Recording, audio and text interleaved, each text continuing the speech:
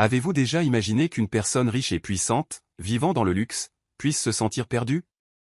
Explorons l'histoire de Julian Fairchild, un jeune millionnaire qui, derrière son extérieur froid et arrogant, cache un cœur lourd de pression familiale et de décisions difficiles. Son histoire n'est pas seulement une question d'argent ou de pouvoir, mais un voyage pour redécouvrir le vrai sens de la vie et de l'amour. Julian Fairchild, l'unique héritier de la famille Fairchild, est entré dans la salle de réunion ce matin avec son allure habituelle, un costume impeccable, un regard confiant mais froid, et un sourire qui semblait défier le monde. À 30 ans, Julian possédait déjà une fortune dont la plupart des gens ne pouvaient que rêver. Mais pour son grand-père, Charles Fairchild, le fondateur de l'empire familial, Julian n'était encore qu'un garçon immature. Talentueux, riche, mais irresponsable, avait déclaré Charles d'une voix grave et autoritaire, alors que les deux hommes se faisaient face dans son bureau privé. Si tu veux hériter de l'entreprise, tu dois prouver que tu en es digne. Julian haussa un sourcil, feignant l'ennui. Et tu penses que le meilleur moyen d'y parvenir est le mariage? Il rit, mais son sourire s'effaça rapidement en voyant le regard perçant de son grand-père. Je ne pense pas, j'exige, insista Charles. Pas de mariage, pas d'héritage. Le choix est le tien. Julian savait que son grand-père ne faisait jamais de menaces en l'air, mais l'idée de s'attacher à quelqu'un le faisait se sentir étouffé. Pour lui, le mariage n'était rien de plus qu'un contrat, quelque chose de trop banal dans sa vie de grandeur. Quelques heures plus tard, la pluie tombait sans relâche. New York était trempée, ses lumières floues à travers la vitre mouillée de la voiture de luxe que Julian conduisait. La colère bouillonnante envers son grand-père ne s'était pas apaisée, mais il devait remplir une obligation sociale, rendre visite à un collègue qui avait eu un léger accident. L'hôpital était chaotique, avec des annonces retentissant dans les haut-parleurs et des patients entassés dans la salle d'attente. Julian fronça les sourcils, détestant l'atmosphère oppressante, mais ses yeux ne purent quitter une scène au loin. Une jeune femme se tenait dans le coin du couloir, tout son corps tremblant, ses yeux rouges et gonflés. Clara Bennett, avec des cheveux ébouriffés et un regard désespéré, suppliait un médecin. « S'il vous plaît, mon père ne peut plus attendre. Je trouverai un moyen de payer, sauvez-le. » Julian se figea, incapable de réprimer sa curiosité. Il ne comprenait pas pourquoi il était attiré par cette scène, mais il savait qu'à ce moment-là, cette femme ne se battait pas seulement pour un être cher, mais pour son espoir fragile dans la vie. Son désespoir toucha une corde sensible dans l'âme de Julian, une partie qu'il avait ignorée pendant des années, et une idée germa alors dans son esprit. C'était peut-être l'opportunité dont il avait besoin. Pensez-vous qu'une rencontre fortuite puisse changer la vie de deux personnes issues de mondes complètement différents? Avant de nous plonger dans l'histoire, dites-moi de quelle ville vous la suivez. N'oubliez pas de vous abonner à notre chaîne pour ne jamais manquer d'histoires riches de sens. Êtes-vous prêt? Julian Fairchild s'adossa au mur de l'hôpital, son regard fixé sur Clara Bennett. Elle ne ressemblait à aucune des femmes qu'il avait rencontrées, ni les femmes glamour qu'il côtoyait lors de fêtes éblouissantes, ni les partenaires d'affaires à l'esprit vif. Chez Clara, il vit un mélange de vulnérabilité et de force inébranlable. Elle ne plaidait pas pour elle-même, mais pour son père, une motivation que Julian ne pouvait pas entièrement comprendre, mais qu'il trouvait captivante. La pluie continuait de tomber dehors, comme pour faire écho à la tempête intérieure de Clara. Elle était affaissée sur un long banc, ses mains tremblantes couvrant son visage. Julian s'avança, le bruit de ses chaussures en cuir coûteuse créant un rythme régulier sur le sol carrelé et froid. « De combien avez-vous besoin pour sauver votre père » Sa voix résonna, pas forte, mais pleine d'autorité. Clara releva la tête, ses yeux cernés de rouge le fixant. « Qui êtes-vous ? Et qu'est-ce qui vous donne le droit de me poser cette question » Julian haussa les épaules, gardant son calme. « Quelqu'un qui a une solution » Clara laissa échapper un rire amer, sa voix aussi tranchante que la pluie frappant les portes vitrées. « Quelle solution ? Un prêt usuraire ou des promesses en l'air d'un inconnu » Julian fit un pas de plus, se tenant près d'elle. « Pas de prêt, pas de promesses en l'air. Je prendrai en charge tous les frais de l'opération de votre père et de sa convalescence. » Clara se figea, le scepticisme se lisant dans ses yeux. « Pourquoi ? Qui êtes-vous ? Et pourquoi voulez-vous m'aider » Julian s'assit lentement à côté d'elle, son regard perçant accroché au sien. « Je m'appelle Julian Fairchild. Vous pouvez chercher la richesse de ma famille sur Google si vous le souhaitez, mais je ne fais pas cela par gentillesse. C'est une transaction. » Clara serra la mâchoire, ses défenses se dressant. Quel genre de transaction? Julien s'adossa au banc, son ton calme mais ferme. J'ai besoin de quelqu'un pour faire semblant d'être ma femme pendant 6 mois, juste assez longtemps pour convaincre mon grand-père que je me suis rangé et que je suis digne d'hériter de la fortune familiale. Vous êtes fou. Clara se leva d'un bond, ses yeux flamboyants. Pour qui me prenez-vous? Une marionnette que vous manipulez? Julien resta impassible. Il leva les yeux vers elle, son regard inébranlable. Non, je pense que vous êtes quelqu'un de désespéré. Je ne suis pas ici pour vous insulter. Je vous offre une opportunité. Cet argent ne signifie rien pour moi, mais pour vous, il pourrait sauver la vie de votre père. Clara se détourna, ses mains serrées sur les côtés. Pourquoi moi? Vous pourriez trouver n'importe qui d'autre. Julien eut un léger sourire. C'est peut-être parce que je me trouve ici, ou peut-être parce que je vois quelque chose en vous, quelque chose de convaincant. Vous n'êtes pas le genre de personne que mon grand-père pourrait facilement mettre en doute. Clara prit une grande inspiration, essayant de se calmer. Et après 6 mois, que se passe-t-il? Nous divorcerons, tout simplement. Vous partirez avec un compte en banque bien rempli, et j'aurai ce dont j'ai besoin. Clara se retourna, le regard droit vers lui. Pensez-vous vraiment que je vais accepter? Julien se leva, s'approchant d'elle. Je pense que vous ferez tout pour sauver votre père. Je ne suis pas ici pour mendier. Je vous offre un choix. La décision est la vôtre. Après le départ de Julien, Clara s'assit tranquillement dans la salle d'attente de l'hôpital. Ces paroles résonnaient dans son esprit, un rythme lourd qu'elle ne pouvait pas chasser. Son père, Thomas Bennett, était tout pour elle. Il avait travaillé sans relâche toute sa vie pour l'élever, sacrifiant tout pour lui assurer un avenir. Et maintenant qu'il avait le plus besoin d'elle, elle se sentait impuissante. Mais accepter l'offre de Julien signifiait perdre une partie de sa fierté. Faire semblant d'être la femme d'un millionnaire au cœur de glace, devenir un personnage dans sa pièce de théâtre, cela en valait-il vraiment la peine? Toute la nuit, Clara ne put dormir. Son cœur hurlait contre cette idée, mais son esprit ne cessait de lui rappeler que sans Julien, son père ne survivrait pas. Le choix n'était pas vraiment le sien, n'est-ce pas?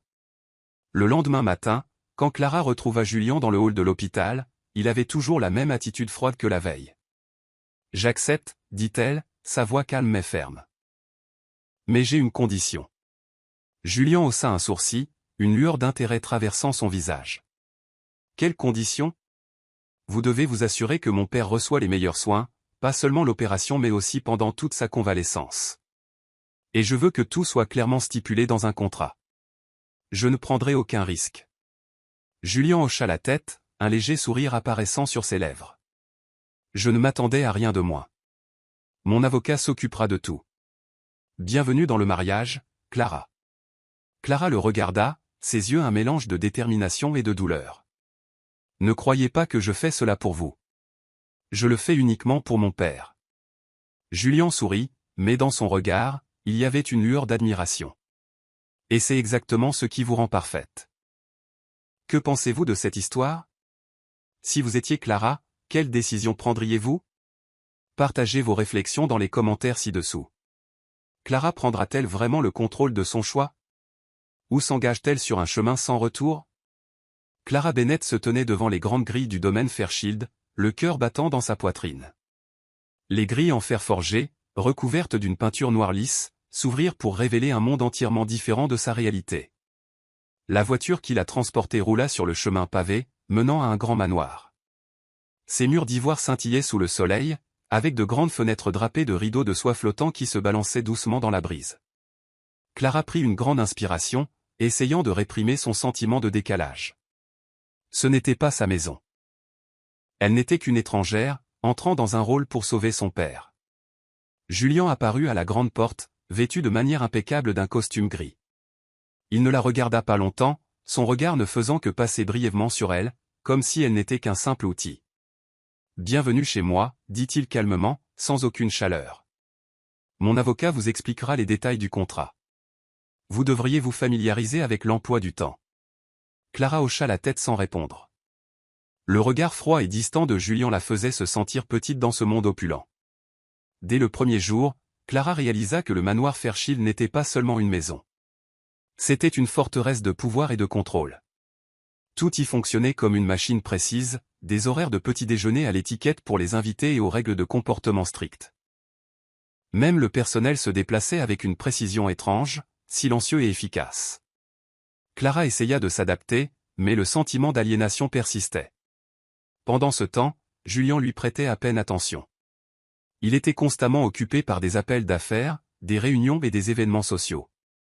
Lorsqu'ils se croisaient pendant les repas ou dans les couloirs, il se contentait d'un signe de tête poli, rien de plus. Cela rendait Clara plus seule que jamais, mais elle refusait de se laisser affaiblir. Elle était là pour son père, pas pour elle-même. Le 3e matin au manoir, Clara fut convoquée dans le bureau de Charles Fairchild. Le vieux Fairchild avait entendu parler de la nouvelle épouse de son petit-fils, mais restait sceptique. Le bureau de Charles était une grande pièce remplie de vieux livres et d'artefacts précieux méticuleusement arrangés. Assis derrière un bureau en acajou, Charles observa Clara de la tête aux pieds avec des yeux perçants. « Eh bien, commença-t-il, sa voix grave et autoritaire. Vous devez être Clara Bennett. » Clara essaya de sourire, mais l'intensité du regard de Charles rendit la chose gênante. « Oui, monsieur Fairchild, répondit-elle. Charles hocha lentement la tête, ses yeux ne la quittant jamais. Mon petit-fils avait de nombreuses options, et pourtant, il vous a choisi. Pourquoi? La question prit Clara au dépourvu. Comment pouvait-elle répondre honnêtement sans révéler la nature transactionnelle de leur relation?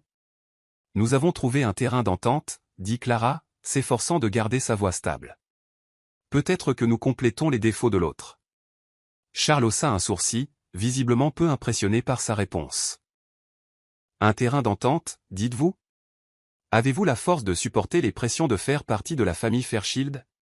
Clara prit une grande inspiration, affrontant son regard scrutateur. Je ferai de mon mieux, non seulement pour moi-même, mais pour Julien et pour cette famille. Sa réponse fit s'arrêter Charles, son expression pensive. Il ne dit rien de plus, se contentant de hocher lentement la tête, mais Clara pouvait voir que ses doutes persistaient. Cet après-midi-là, Clara rencontra Evelyne Azor, l'ex-petite amie de Julien, pour la première fois dans le jardin du manoir.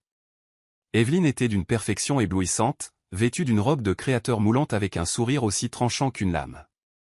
Dès le premier regard, Clara sentit la menace émanant d'elle. Alors, commença Evelyne, son ton doux mais peu sincère, c'est vous qui avez pris ma place. Clara leva la tête, essayant de rester calme. Je ne pense pas que ce soit une compétition pour prendre quoi que ce soit à qui que ce soit. Evelyne eut un sourire narquois et s'approcha. Vous savez, Julien et moi étions très heureux, mais il aime les défis, et je suppose que vous n'êtes que le dernier en date. Clara ne répondit pas, mais son cœur se serra à ces mots moqueurs. Evelyne ricana et s'éloigna, laissant derrière elle un sentiment de malaise suffocant. Clara n'eut pas beaucoup de temps pour se ressaisir, car ce soir-là avait lieu le dîner de famille organisé par Charles. Tout le monde était réuni dans le grand salon, la lumière scintillante des lustres en cristal rendant l'espace magique. Clara entra avec Julien, essayant de sourire et de rester calme sous les regards scrutateurs des invités. Tout semblait se dérouler sans accroc jusqu'à l'apparition d'Evelyne. Elle s'approcha d'eux avec un sourire provocateur. « Julien, ça fait si longtemps, » dit Evelyne, ignorant la présence de Clara. « Je ne m'attendais pas à ce que tu te maries aussi vite. Elle est si ordinaire. » Clara sentit les yeux des invités se tourner vers elle. L'humiliation publique lui donna envie de disparaître de la pièce, mais avant qu'elle ne puisse dire quoi que ce soit, Julien s'avança, son regard aussi tranchant qu'une lame dirigée vers Evelyne. « Oui, je me suis marié, et elle n'est pas seulement celle que j'ai choisie. Elle est celle dont j'ai besoin.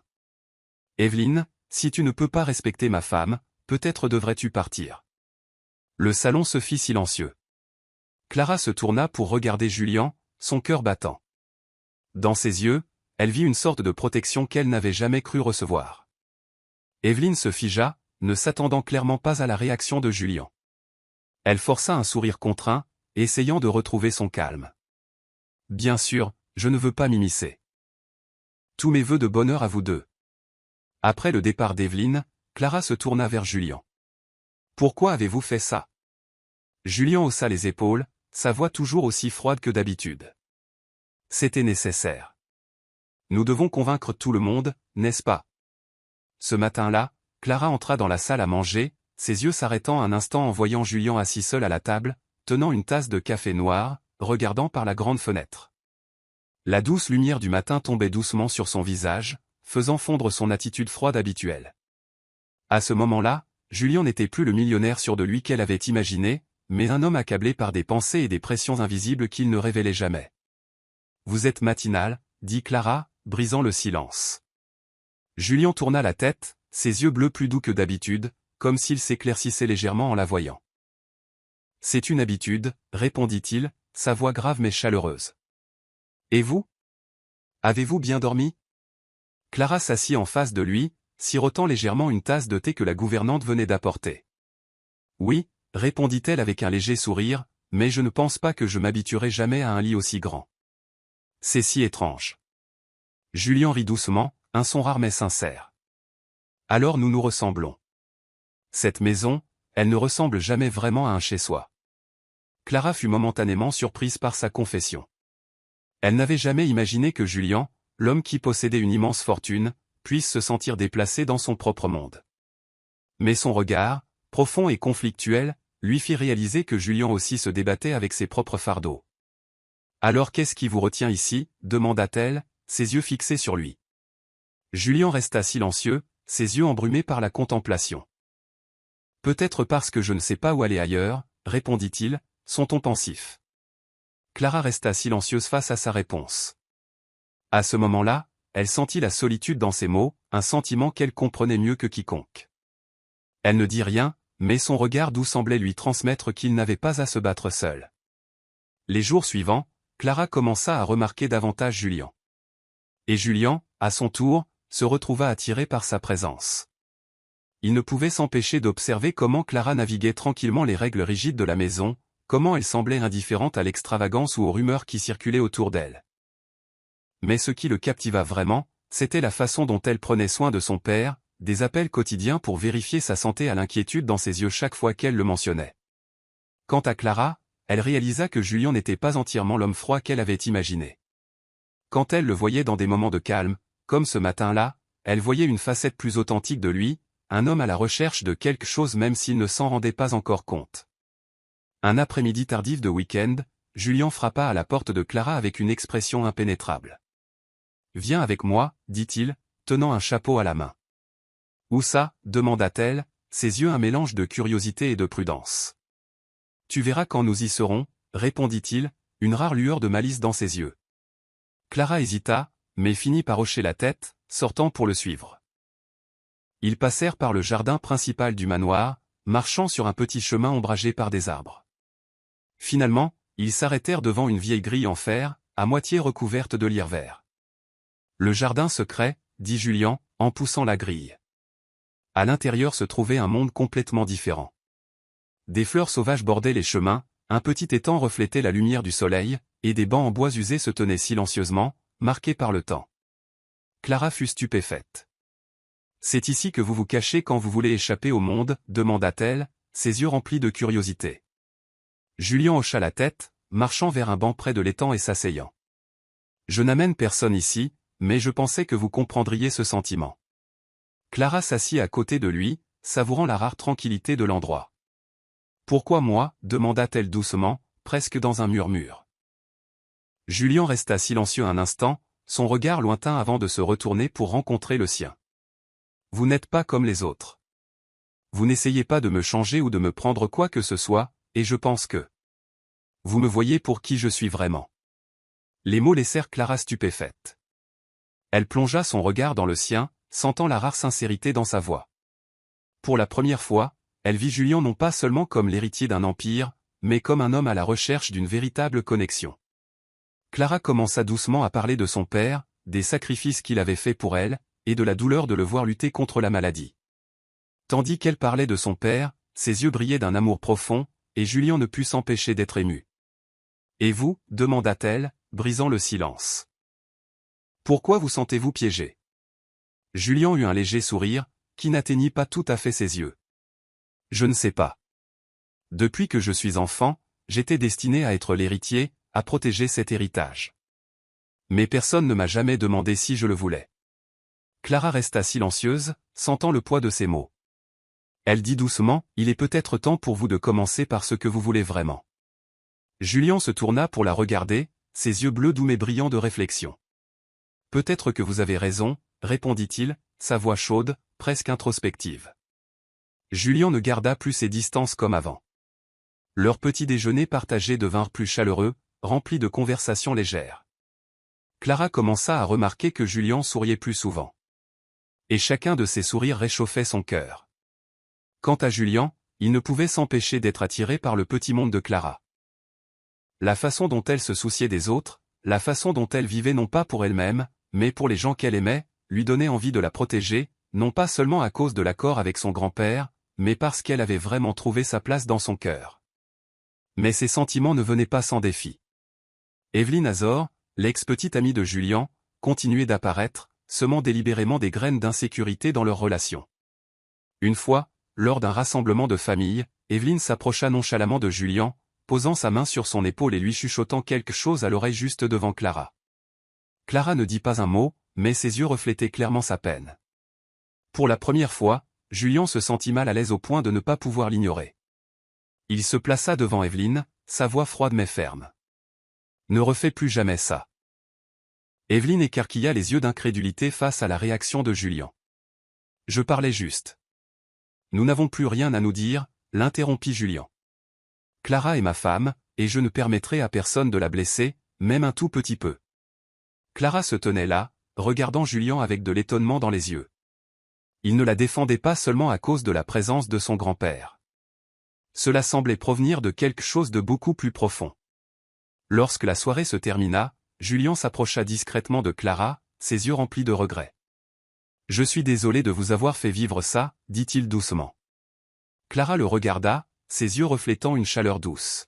« Merci, » dit-elle doucement, « de m'avoir défendu. » Leurs sentiments l'un pour l'autre grandirent d'une manière qu'aucun d'eux n'aurait pu anticiper. Julien avait toujours cru que sa vie était purement pragmatique, froide et dépourvue d'émotions. Mais depuis que Clara était entrée dans sa vie, d'abord dans le cadre d'un arrangement, tout commença à changer, le laissant dans une agitation constante.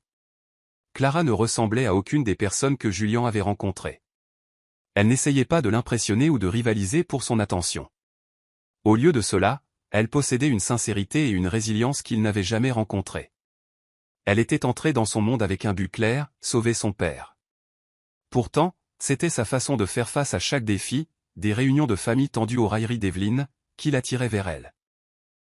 Au début, Julien se disait que ses sentiments étaient passagers, mais peu à peu, à travers de petits moments comme la façon dont Clara souriait en regardant le jardin ou comment elle se tenait impassible devant les questions perspicaces de son grand-père, il réalisa qu'il était captivé par elle.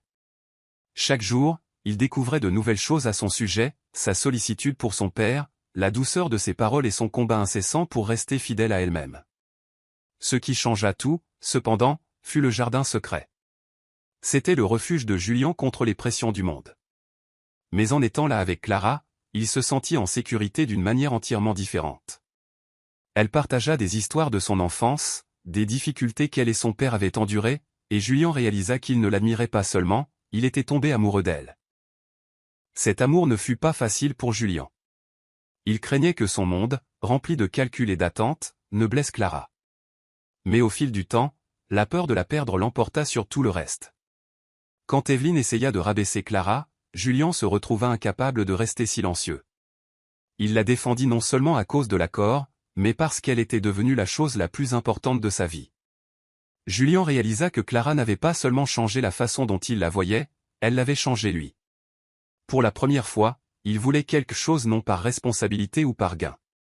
Il voulait Clara, non pas dans le cadre d'un arrangement, mais comme faisant partie de sa vie. Et maintenant, sa plus grande peur était de la perdre, sachant que l'amour qu'il ressentait pour elle était la chose la plus réelle qu'il n'ait jamais vécue. Quant à Clara, elle ne pouvait pas dire quand ses sentiments pour Julien avaient commencé. Peut-être étaient cependant les matins où son regard s'attardait sur elle, non plus froid mais étonnamment tendre. Ou peut-être était-ce la fois où il l'avait emmenée dans le jardin secret, un endroit où il partageait des pensées profondément personnelles que personne d'autre n'avait jamais entendues, selon elle. Dans ces moments, Clara réalisa que Julien n'était pas seulement l'héritier d'une famille riche, mais un homme aux prises avec ses propres fardeaux, tout comme elle. Le moment où il la défendit contre Evelyne, Clara sentit que Julien ne la protégeait pas seulement, mais qu'il lui faisait aussi sentir qu'elle comptait vraiment pour lui. Pourtant, elle se retira, se rappelant qu'il ne s'agissait que d'un accord. Il ne m'appartient pas, se répétait-elle, essayant de construire un mur entre eux. Le matin, à la table du petit déjeuner, Clara gardait un sourire calme, même si son cœur s'emballait chaque fois que Julien la regardait plus longtemps que d'habitude. Lors des rassemblements de famille, elle jouait son rôle à la perfection, dissimulant toutes ses émotions. Mais tard dans la nuit, alors qu'elle était assise près de la fenêtre, regardant le clair de lune s'étirer sur le jardin, elle savait que son cœur s'était entièrement tourné vers lui. Pour Clara, Julien n'était pas seulement un millionnaire arrogant. C'était quelqu'un qui révélait progressivement ses profondeurs cachées, quelqu'un qui souriait sincèrement quand personne ne le regardait, et quelqu'un qui lui offrait une douceur à laquelle elle ne s'était pas attendue. Mais Clara avait encore peur que si elle entrait pleinement dans son monde, tout s'effondrerait, la laissant incapable de soigner un cœur déjà tombé profondément amoureux de lui. Chaque jour qui passait, ses sentiments pour Julien grandissaient. En même temps, ses peurs s'intensifiaient également. Elle ne savait qu'une chose avec certitude. Elle l'aimait, mais elle n'osait pas espérer que son amour serait réciproque.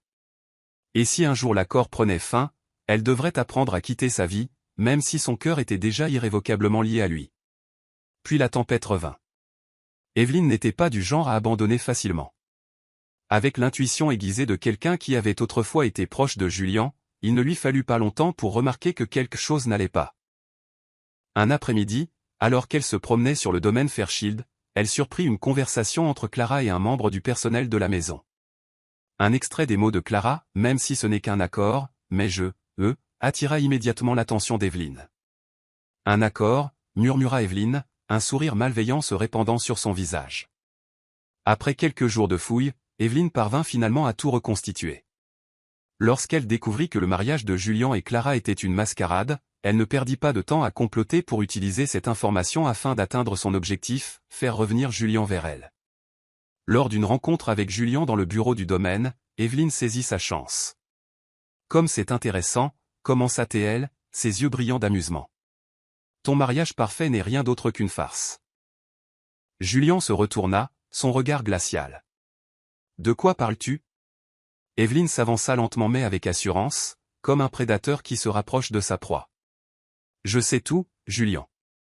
Elle n'est qu'un pion, n'est-ce pas? Un arrangement pour garantir ton héritage. Mais écoute-moi, je garderai ce secret à une condition. Qu'est-ce que tu veux?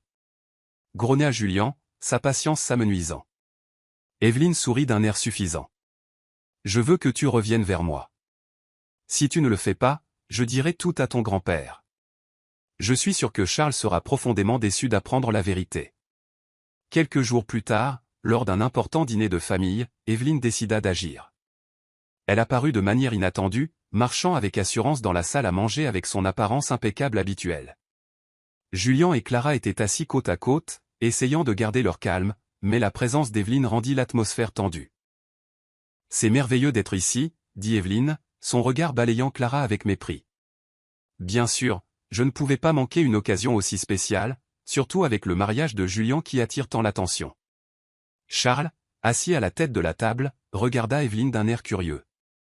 Que voulez-vous dire, Evelyne?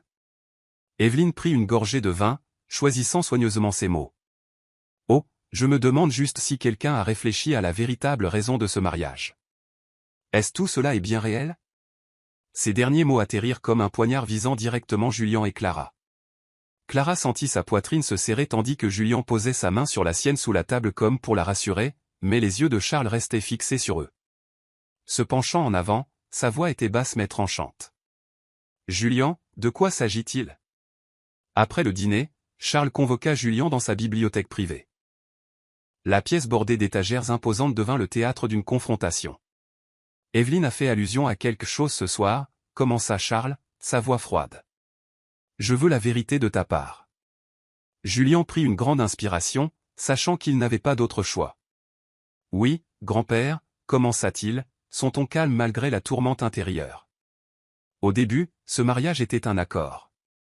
J'avais besoin de quelqu'un pour vous convaincre que j'avais mûri et Clara avait besoin d'aide financière pour sauver son père. Charles resta silencieux, son visage ne trahissant rien, mais avant qu'il ne puisse répondre, Julien continua, sa voix devenant plus forte. Mais tout a changé. Elle ne fait plus partie de l'accord. J'aime Clara. Je l'aime vraiment. La confession resta suspendue dans le silence de la bibliothèque. Julien eut l'impression d'avoir soulevé un poids énorme de ses épaules, mais la réaction de Charles resta froide. L'amour? Charles ricana, sa voix empreinte de scepticisme. Penses-tu que l'amour peut tout arranger? Julien s'avança, ses yeux remplis de détermination. Je ne m'attends pas à ce que vous me croyiez tout de suite, mais je vous le prouverai. Elle n'est pas juste une partie d'un plan. C'est la personne avec qui je veux passer ma vie. Charles l'étudia pendant un long moment avant de hocher lentement la tête. Je ne suis pas satisfait, Julien, mais je te donnerai une chance. Voyons si tes mots se révèlent être vrais. Je vous observerai tous les deux. Pensez-vous que Julien et Clara auront la force de surmonter le défi de Charles? Et que fera Evelyne ensuite pour leur rendre la vie difficile? Partagez vos réflexions dans les commentaires ci-dessous. Les semaines qui suivirent la confrontation avec grand-père Charles virent une atmosphère plus légère sur le domaine Fairchild, bien que la tension sous-jacente demeurât. Julien savait qu'il ne pouvait plus attendre. Il ne voulait pas seulement prouver à son grand-père que son amour était réel. Il voulait aussi que Clara sache qu'elle ne faisait plus partie d'un plan. Elle était tout son monde. Un après-midi, Julien emmena Clara dans le jardin secret où ils avaient autrefois partagé des histoires sincères. Les fleurs étaient en pleine floraison sous le soleil de la fin d'après-midi, créant un cadre de rêve. Clara, commença Julien, sa voix chaleureuse mais chargée d'émotion. Quand nous nous sommes rencontrés pour la première fois, je ne croyais pas en l'amour. Je pensais que tout n'était que transaction et responsabilité. Mais vous, vous avez tout changé. Clara le regarda, son cœur s'emballant. Le regard de Julien n'avait plus la froideur qu'elle avait autrefois vue en lui. Au lieu de cela, il avait une sincérité brute. Vous m'avez appris que certaines choses ne peuvent pas être achetées, comme l'honnêteté, l'amour et le vrai sens de la vie. Je ne veux plus que vous soyez simplement une partie d'un plan. Je veux que vous soyez mon avenir. Julien s'agenouilla et sortit une bague méticuleusement ouvragée, ses diamants étincelant sous la lumière du soleil. Clara Bennett, voulez-vous m'épouser, non pas à cause d'un arrangement, mais par amour? Clara ne put retenir ses larmes. Toute la douleur, la peine et les doutes qu'elle avait ressentis semblèrent se dissoudre. Elle sourit à travers ses larmes et hocha la tête. Oui, je le veux. Julien se leva, la serrant dans ses bras. Ils s'embrassèrent au milieu des fleurs en pleine floraison, sous les teintes dorées du soleil couchant, leur amour n'étant plus lié par rien d'autre que leur cœur. Leur mariage eut lieu dans le même jardin secret où leur amour avait vraiment éclos. Le lieu était orné de rubans blancs et de centaines de fleurs fraîches. Amis proches et familles se rassemblèrent, y compris grand-père Charles, qui s'assit au premier rang avec une expression impénétrable. Clara apparut dans une robe de mariée à la fois élégante et simple, mais d'une beauté époustouflante. Elle descendit l'allée sous les regards admiratifs de toutes les personnes présentes. Julien, qui l'attendait au bout de l'allée, ne la quitta pas des yeux. Lorsqu'ils se tinrent devant l'officiant, leur vœu n'était pas empreint de prétention ou d'obligation. Julien regarda Clara, sa voix tremblant de sincérité. Clara, tu m'as montré que la vie n'est pas seulement une question de succès ou de pouvoir. Tu es la raison pour laquelle je veux être un homme meilleur, un homme digne de ton amour. Clara répondit, sa voix tremblante mais remplie d'émotion. Julien, tu m'as prouvé que les gens peuvent changer. Tu n'as pas seulement sauvé ma vie et celle de mon père. Tu as sauvé mon cœur. Tandis qu'ils échangeaient leurs anneaux, des applaudissements éclatèrent de la part de l'assemblée. Grand-père Charles, habituellement réservé dans ses expressions, se leva et initia une série d'applaudissements, ses yeux brillants de fierté. Ce fut un moment où Julien et Clara surent qu'ils avaient vraiment gagné, non seulement en amour mais en acceptation. Evelyne, debout à distance, regardait la scène en silence. Elle savait qu'elle ne pouvait plus briser leur lien. Pour la première fois de sa vie, Evelyne se sentit comme une étrangère. Après le mariage, elle quitta le domaine Fairchild, laissant le passé derrière elle. Après le mariage, Julien et Clara commencèrent à construire une nouvelle vie ensemble. Le domaine Fairchild, autrefois un lieu rempli de tensions et de pression, devint maintenant un véritable chez-soi. Ils organisaient souvent des dîners de famille avec grand-père Charles, qui était passé d'un leader autoritaire à un grand-père adoré. Julien continua de gérer l'entreprise, mais avec une nouvelle perspective. Il ne la voyait plus comme un fardeau mais comme une opportunité de créer un avenir meilleur. Clara, avec une confiance grandissante, s'impliqua dans des projets caritatifs, utilisant les ressources de la famille Fairchild pour aider ceux qui en avaient besoin. Leur amour devint un témoignage que même les relations nées d'un accord pouvaient devenir authentiques, tant que les deux partenaires s'offraient sincérité et respect.